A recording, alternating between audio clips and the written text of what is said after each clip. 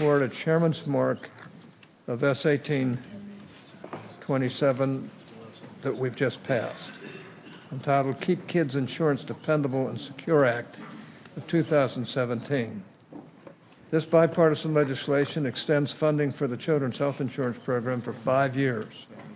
It would also gradually transition CHIP to its traditional federal-state partnership, allow greater state flexibility, and provide more protections for children in low-income families.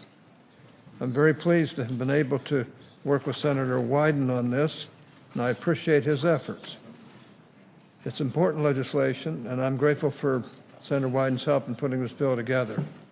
20 years ago, Senator Kennedy and I worked together to create the CHIP program to provide health coverage for children in vulnerable families who could not afford private insurance but still did not qualify for assistance through Medicaid. Drafting the legislation took months of negotiations and compromise. In the end, neither of us got everything we wanted, but we were both pleased with the result. And to this day, I remain proud of what we were able to accomplish, certainly with CHIP, and believe that it was a prime example of what government can accomplish when both parties work together.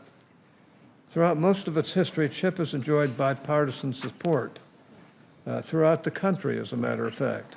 As I said in our hearing last month, it isn't perfect, and I'm not wholly supportive of some of the subsequent changes to the program, but most people still consider it to be a good success.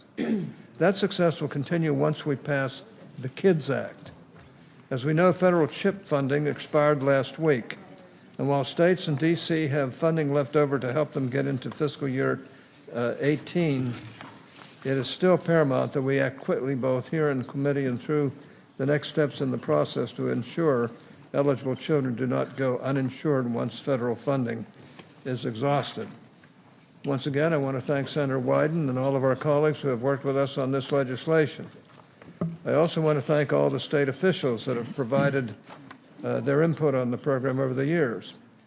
I expect we'll get a strong bipartisan vote on the floor, and I appreciate all of my colleagues' willingness to support this important effort. Now, before I conclude my remarks, I know a number of our colleagues are concerned about the health care extenders. Those matters, until recently, had been swallowed up in the broader health care debate. Once we were able to move the CHIP extension through committee, passage of the Medicare and Medicaid extenders will become my, and I think our, top priority, or at least health care priority.